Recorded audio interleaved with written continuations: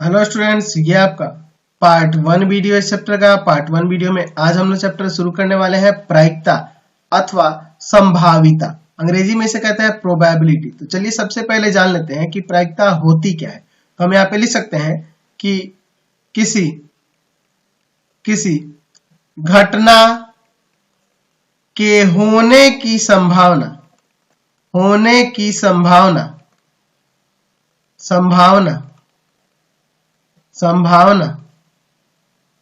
को प्रायिकता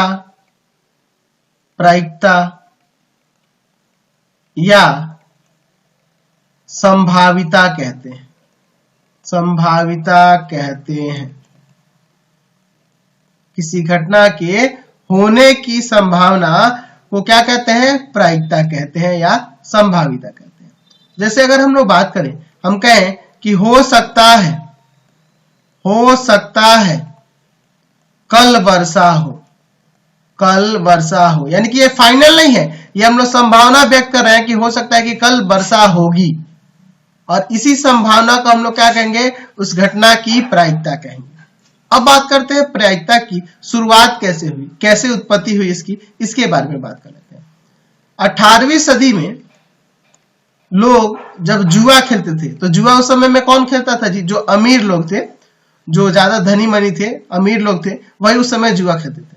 तो जुआ में वो बार बार जब हार जाते थे, तो हार से जाहिर सी बात है, कोई भी व्यक्ति बार बार हारेगा तो परेशान होगा। तो जुएड़ी क्या होते थे? हार से परेशान हो गए, और परेशान होकर वो अपनी समस्या को उस समय के जो प्रसिद्ध गणितज्ञ थे, जैसे आपके प्रसिद्ध गणितज्ञ की बात करें, जैसे पास्कल थे, है ना, गैलीलियो थे, इन लोगों के पास जितने भी जुएड़ी थे अपने समस्याओं को लेकर जाने लगे कि भैया हम लोग जो जुआ खेल उसमें बार बार हार जा रहे हैं, और इस समस्या का समाधान आप ही लोग कर सकते हो, यानी कि आप ही लोग मेरे लिए भगवान हो, आप ही लोग हम लोग के लिए भगवान हो, हम लोग का समाधान करो, हमें कुछ ऐसा रास्ता बताओ जिससे हम लोग जुए में हारने की जगह जीत सके। और इन्हीं समस्या के निदान के लिए ना प्रायिकता की उत्पत्ति हुई। ठीक है, जुए में ज्यादा से ज्यादा जीत हो सके, इसी समस्या को समाधान के लिए ना प्रायिकता की उत्पत्ति हुई। और बाद में तो बहुत सारे गणितज्ञ आ गए। कौन कौन आ जाए जी? बर्नौली आ गए, जिसके बारे में हम लोग पढ़ेंगे। बर्नौली ट्रायल्स आप जब क्लास 12th में चलोगे ना, तो वहां पे प्रायिकता चैप्टर में मैं ये पढ़ाऊंगा। आयलर आ गए, सबने अपना अपना अलग अलग सिद्धांत दिया, और इन्हीं सभी सिद्धांतों से रिलेटेड प्रायिकता हम लोग क्लास 12th में पढ़ेंगे। अभी तो हम लोग सिंपल, जैसे हम लोग क्लास 9th में पढ़े ना जी प्रायिकता, वही same to same class 10th में, ज्यादा अंतर नहीं है। लेकिन जैसे जैसे हम लोग आगे बढ़ेंगे, हमारी प्रायिकता थोड़ी सी और डीपली होती जाएगी, थोड़ी और बड़ी होती जाएगी, है ना, उसमें प्रयोग अच्छे होंगे और बड़े हम लोग प्रयोग करने लगेंगे। लेकिन फिलहाल क्लास 10th में ज्यादा कुछ नहीं है, जो हमने क्लास 9th में पढ़ा था ना, उसी प्रकार की यहाँ भी हमें प्रायिकता पढ़नी है। अब तो आधुनिक समय में इसका प्रयोग, प्रायिकता का प्रयोग विज्ञान के भी क्षेत्र में होने लगा है, अर्थशास्त्र में भी होने लगा है। अर्थशास्त्री भी इसका प्रयोग करते हैं किस चीज का अनुमान लगाने के लिए, है ना। इंजीनियरिंग में आधुनिक युग में बहुत बृहद रूप से प्रायिकता का प्रयोग हो रहा है। ठीक है, तो इसके बारे में हम लोग अभी आगे बहुत अच्छे तरीके से पढ़ने वाले हैं। तो ये तो था भाई कि प्रायिकता होती क्या है और उसकी शुरुआत कैसे हुई।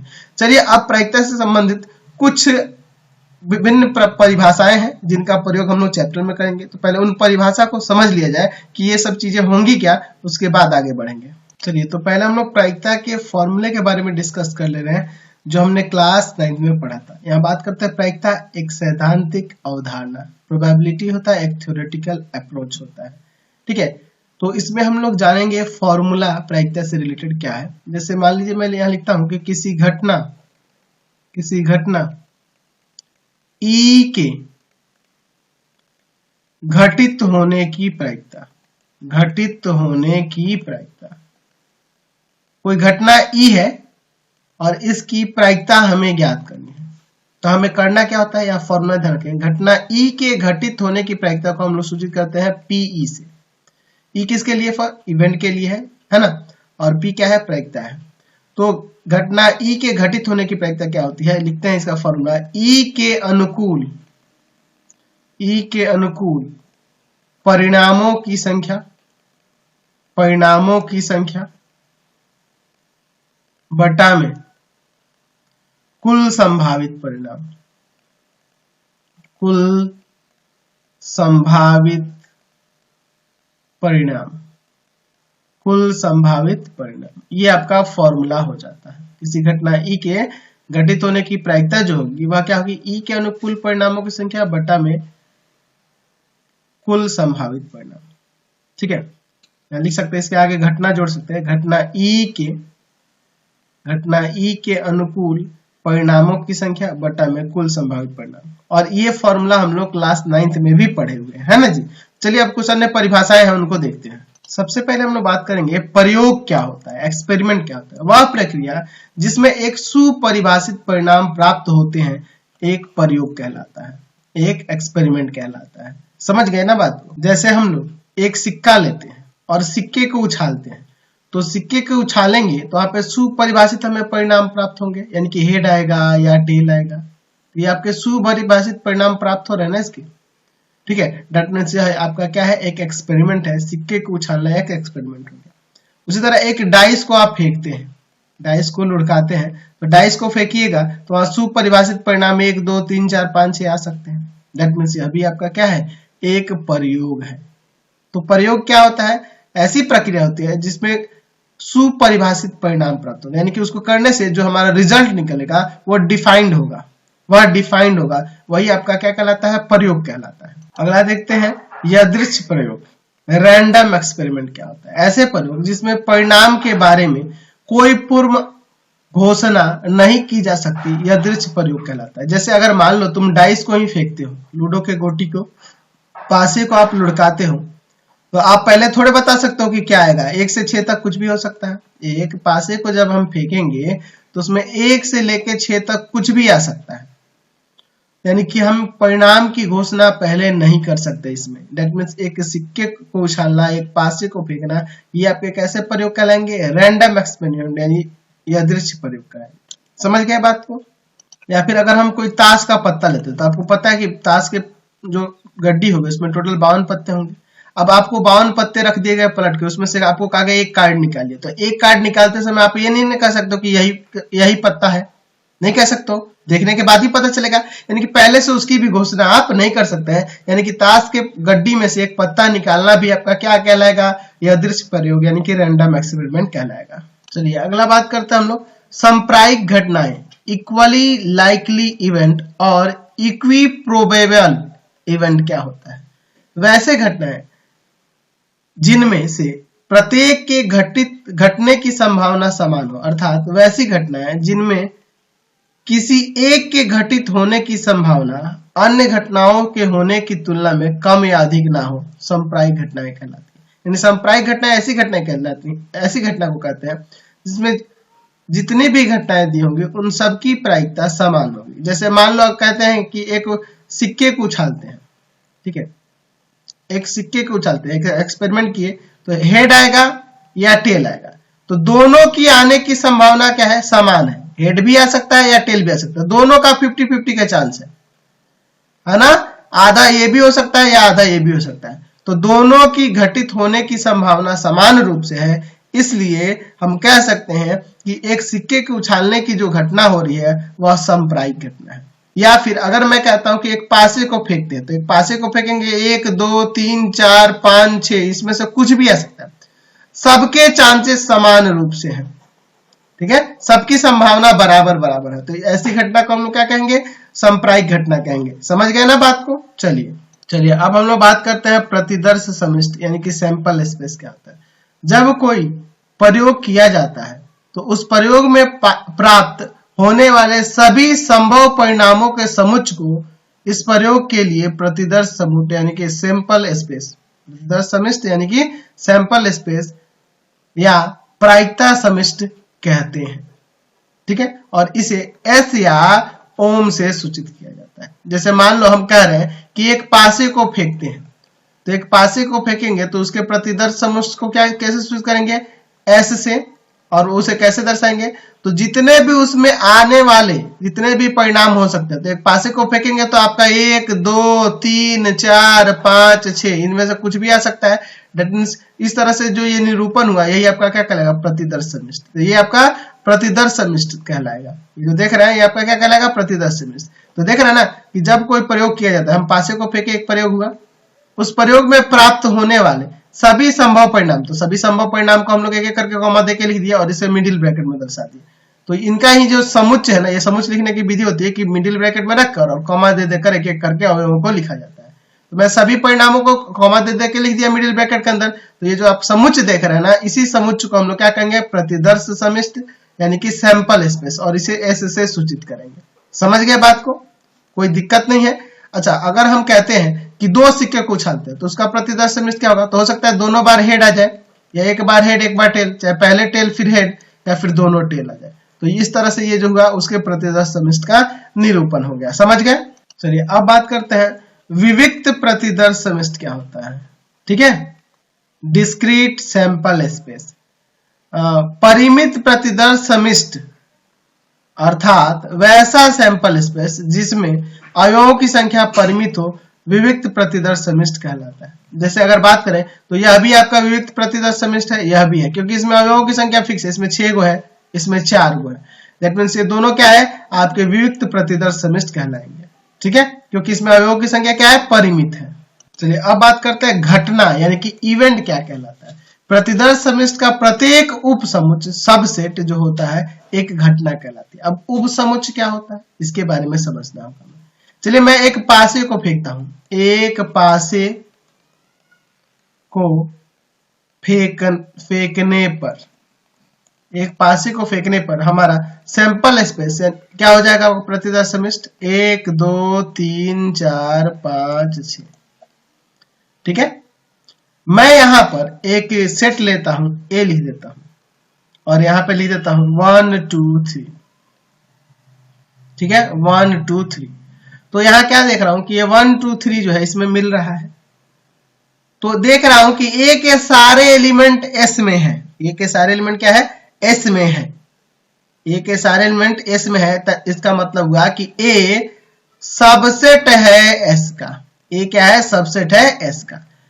ठीक है, यानी कि वैसा समुच्चय जो इसका सबसेट हो, प्रतिदर्श समिष्ट का सबसेट हो, उसे हम लोग क्या कहेंगे, घटना कहेंगे, इवेंट कहेंगे। ठीक है, ये क्या है आपका, एक इवेंट है। अगर मैं यहाँ पे ले लेता हूं बी और लिख देता हूं एक सम संख्या, एक सम संख्या, तो इसमें अगर बात करें सम संख्या की 2 4 6 होगा। पासे को फेंकने पर एक सम संख्या प्राप्त होना, तो यह आपकी एक कैसी घटना, ये भी क्या हो जाएगी, एक घटना ही हो जाएगी। पासे को फेंकने पर एक सम संख्या प्राप्त होना क्या कहलाएगी, एक घटना कहलाएगी, क्योंकि उससे प्राप्त जो परिणाम है ना वो दिए गए प्रतिदर्श समिष्ट के क्या है, सबसेट है। देख रहे ना, बी के सारे तत्व आपके एस में मिल रहे हैं, तो ये उसके सबसेट है, इसलिए यह बी जो है आपका एक घटना है, यह ए जो है आपका घटना है। तो प्रायः हम लोग घटनाओं को कैपिटल अक्षर से ही सूचित करते हैं, समझ गए ना। और इसमें जो प्रतिदर्श समिष्ट के जो ये बिंदु होते हैं ना, 1 2 3 4 जो आउटकम है, इनको घटना बिंदु भी कह सकते हैं। तो हम यहाँ लिख सकते हैं घटना बिंदु क्या होता है, या प्रतिदर्श बिंदु। प्रतिदर्श समिष्ट के अवयवों को प्रतिदर्श बिंदु या घटना बिंदु कहते हैं। यानी कि ये 1 2 3 4 5 6 जो भी है, ये सब क्या है, घटना बिंदु में कहलाएंगे। चलिए अब बात करते हैं हम लोग सरल या सामान्य घटना, सिंपल और एलिमेंट्री इवेंट। ठीक है, क्या होता है, प्रतिदर्श समिष्ट का प्रत्येक उप समुच्चय एक घटना सूचित करता है। ये तो हमें पता है, वह घटना जिसमें सूचित करने वाले उप समुच्चय में प्रतिदर्श समिष्ट का केवल एक अवयव हो, सरल घटना कहलाती है। ठीक है, यानी कहने का मतलब मैं एक पासे को फेंकता हूं, 1 से लेकर 6 तक आएगा, यह आपका प्रतिदर्श समिष्ट होगा। अगर मैं यहाँ पे एक ऐसी घटना लेता हूं जिसमें हम कह देते हैं कि एक प्राप्त होना, एक प्राप्त होना, ठीक है, मतलब कि एक ही प्राप्त हो रहा है, या मैं बी बराबर में लिख देता हूं एक अभाज्य सम संख्या।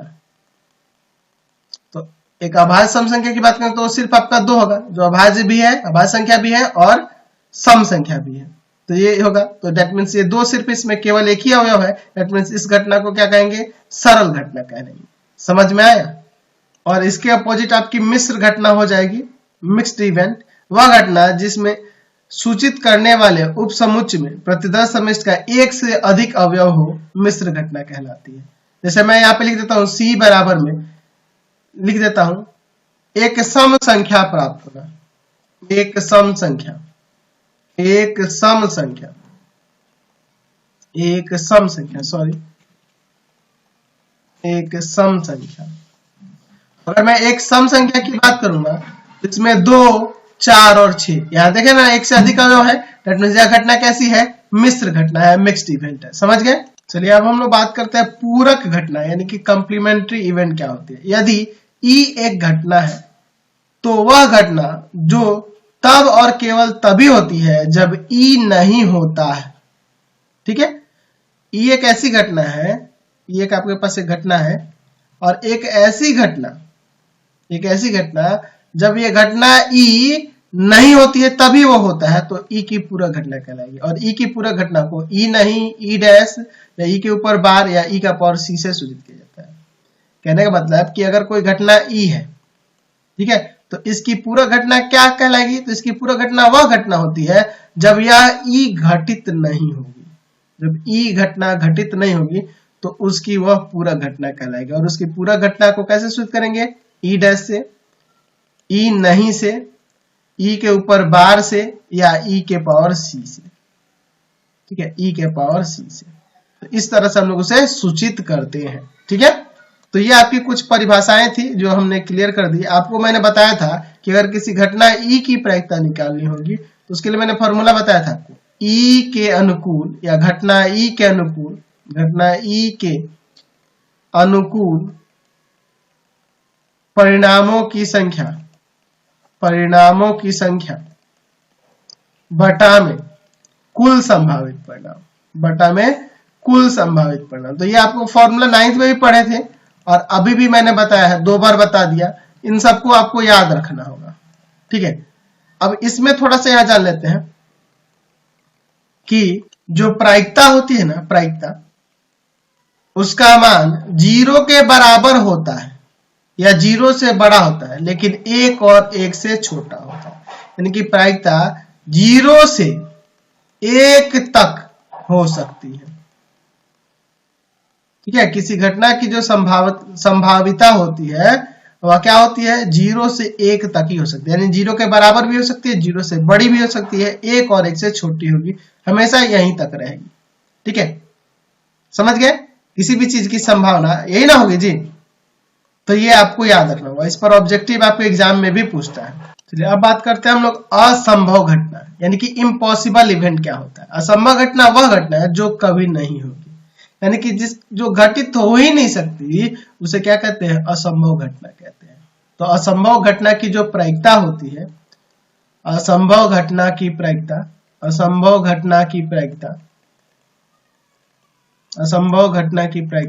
वह हमेशा 0 होती है। असंभव घटना की प्रायिकता क्या होती है, 0 होती है। ये आपको याद रखना है। और ये भी ध्यान रखना है कि असंभव घटना को हमेशा फाई से सूचित करते हैं। ये फाई है, 0 का इस तरह काट देंगे, आपका वो फाई कहलाएगा। ठीक है, उसको इसी तरह से सूचित किया जाता है। एक्चुअल में इसे रिक्त समुच्च कहते हैं। ये क्या होता है, रिक्त समुच्च, क्योंकि असंभव घटना है तो उसमें एक भी एलिमेंट नहीं होंगे ना जी। दैट मीन्स ये आपका एक रिक्त समुच्च को सूचित करने के लिए यूज किया जाता है। अब आप सोच रहे हो कि सर असंभव घटना कोई बताइए। तो अगर मैं कहता हूं कि एक थैला है हमारे पास, इसमें मैं लाल और काले रंग की गोलियां डाला हूं, लाल और काले रंग की, और मैं इसमें से एक गोली निकालता हूं, लाल और काले की पहले से है, लाल है और काला है। मैं क्या करता हूं, एक गोली इसमें से निकालता हूं, कहूंगा हरा होने की प्रायिकता। तो भैया इसमें हरा गोली है ही नहीं, तो हरा तो निकलेगा नहीं, हरा तो नहीं निकलेगा। दैट मीन्स वो कैसी घटना कहलाएगी, असंभव घटना कहलाएगी, क्योंकि वो पॉसिबल ही नहीं है। चलिए अब बात करते हैं निश्चित या अवश्यम भावी घटना, श्योर इवेंट। निश्चित घटना वह घटना है जो सदा होती है, जो हमेशा होती है, वो क्या कहलाती है, निश्चित घटना। अब हम कह रहे हैं कि एक सिक्के को उछालने पर हेड आएगा या टेल आएगा। हम क्या कहते रहे, हेड या टेल आएगा। हम पहले कह दिए कि आप एक सिक्का उछालोगे ना तो या तो हेड आएगा या तो टेल आएगा। अब भैया मैं तो हेड और टेल कह दिया और यही होता ही है, इस पे यही दोनों ही होगा और इसके अलावा कुछ हो ही नहीं सकता है। ठीक है, यानी कि हम टोटल सैंपल स्पेस की बात कर ली, प्रतिशत सम्मिश्र की बात कर ली। तो जब सारे एलिमेंट उसमें आ ही गए तो वो तो आपका क्या कहलाएगा, निश्चित ही आएगा। अगर हम एक पासे को फेंकते हैं और कहते हैं कि 7 से कम आएगा, तो 7 से कम ही होता है यार, 1 से 6 तक होता है। हम कहते हैं कि 7 से कम एक प्राकृत संख्या होगी, तो 1 2 3 4 5 6 तक ही तो होता है ना जी इसमें। तो जाहिर सी बात है 7 से कम कोई ना कोई प्राकृत संख्या आएगी ही, इसमें से कुछ ना कुछ आएगा ही। यानी कि एक ऐसी घटना है निश्चित घटना कहलाएगी। और निश्चित घटना की प्रायिकता हमेशा 1 होती है, याद रखेंगे। निश्चित घटना की प्रायिकता, निश्चित घटना की प्रायिकता, निश्चित घटना की प्रायिकता क्या होती है आपकी, 1 होती है। समझ गए ना। चलिए अभी हमने पूरक घटना देखा था और उसी से संबंधित एक निष्कर्ष है, उसको देख लेते हैं। मैं मान लेता हूं, माना ई एक घटना है, तो जाहिर सी बात है ई के पूरक घटना को हम लोग ई डैश लिखेंगे, या ई के ऊपर बार भी दे सकते हैं, या ई के पावर सी भी दे सकते हैं। इस तरह से मैंने बताया था ना।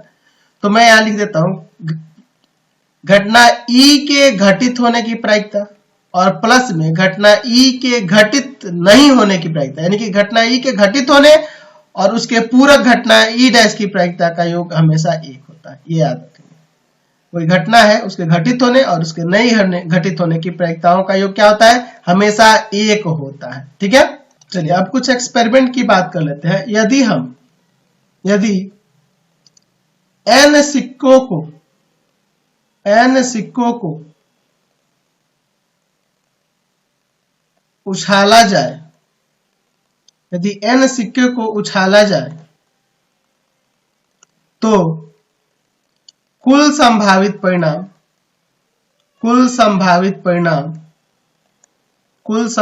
परिणाम बराबर में हो जाएगा 2 का पावर n। कहने का मतलब अगर एक सिक्के को उछालते हैं तो उसके कुल संभावित परिणाम क्या होंगे, एक सिक्के को उछालने पर कुल संभावित परिणाम हो जाएगा 2 का पावर 1, यानी कि 2। यानी कहने का मतलब हेड आएगा या टेल आएगा। दूसरा, 2 सिक्के को उछालेंगे तो कुल संभावित परिणाम क्या होंगे, कुल संभावित परिणाम आपका 2 का पावर 2 हो जाएगा, यानी कि जगह 2 रख देंगे, यानी 4। यानी कहने का मतलब सैंपल स्पेस आपका क्या हो सकता है दोनों बार हेड आ जाए, या हेड टेल, या टेल हेड, या दोनों बार टेल आ जाए। 3 सिक्कों को उछालेंगे तो कुल संभावित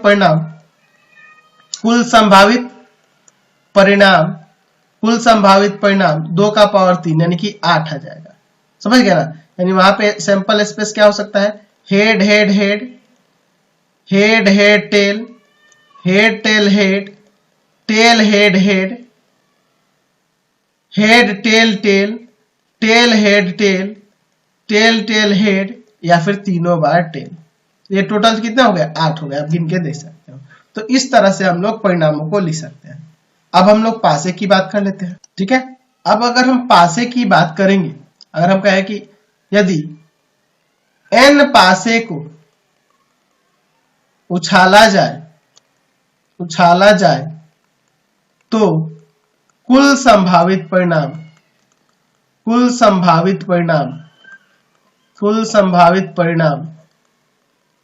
बराबर में हो जाएगा 6 का पावर n।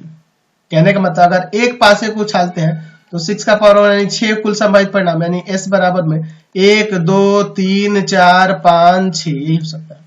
अगर 2 पासे को एक साथ उछालते हैं तो कुल संभावित परिणाम 6 का स्क्वायर यानी कि 36 हो जाएगा। वो क्या होगा, तो हम इस बराबर में दिखा सकते हैं। 1 1 आ सकता है, 1 2 पहले पे 1 दूसरे पे 2, 1 3 1 4 1 5 1 6, उसी तरह से 2 1 2 2 3 2 3 2 4 2 5 2 6, इसी तरह से कहां तक चले जाएंगे, 6 6 तक जाएंगे, यानी टोटल 36 आएगा, है ना। 3 1 3 2, फिर 4 1 4 2, 5 1 5 2, 6 1 6 2, ऐसे करके टोटल 36 परिणाम हो जाएगा।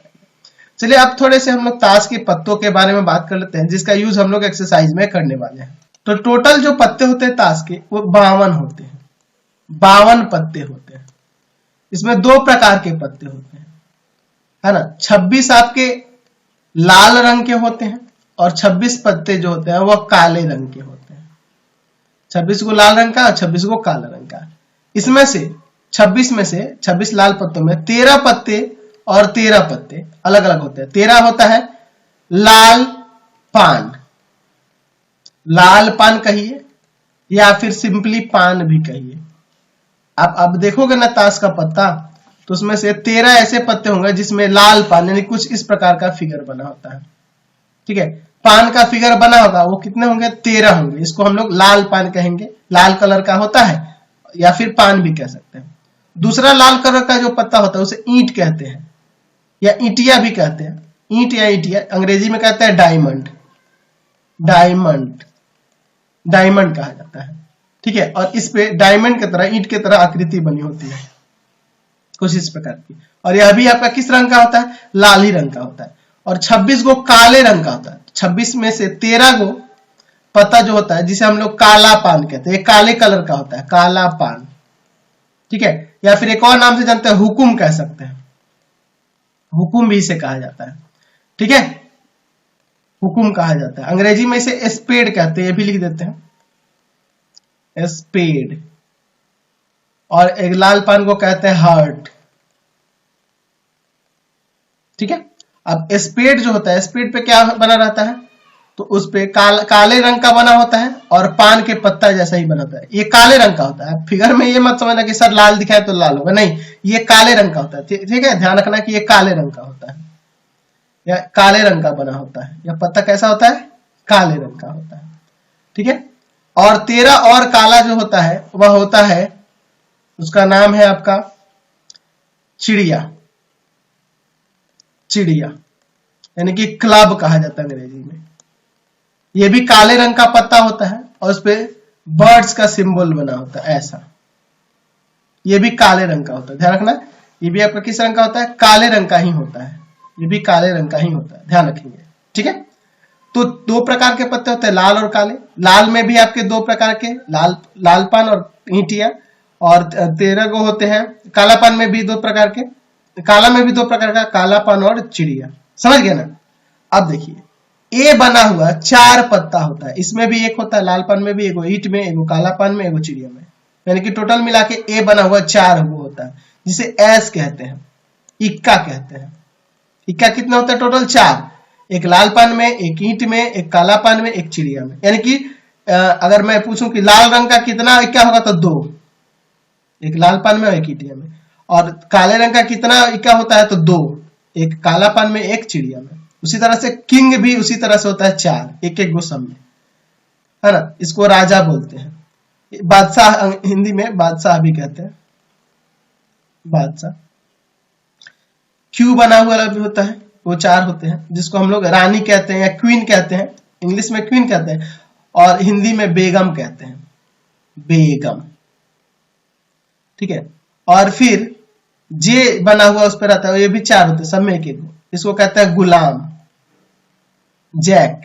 और इन पे चेहरा बना होता है, इस पे बादशाह का, इस पे बेगम का, इस पे गुलाम का। तो इनको कहा जाता है चेहरे वाला पत्ता, चेहरे वाला पत्ता भी इन्हें कहा जाता है। फेस कार्ड, अंग्रेजी में क्या कहेंगे?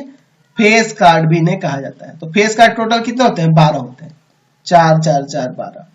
और बिना चेहरे वाले पत्ते, बिना चेहरे वाले पत्ते, बिना चेहरे वाले पत्ते वह कितने होते हैं? तो बिना चेहरे वाले पत्ते आप क्या करेंगे? ये 12 को 52 में से घटा लो, यानी कि 40 होते हैं। अब वो कौन कौन से पत्ते होते हैं?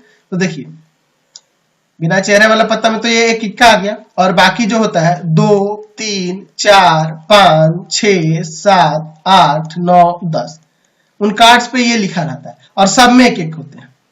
तो 4 को टोटल पत्ते हैं और ये टोटल 9 है।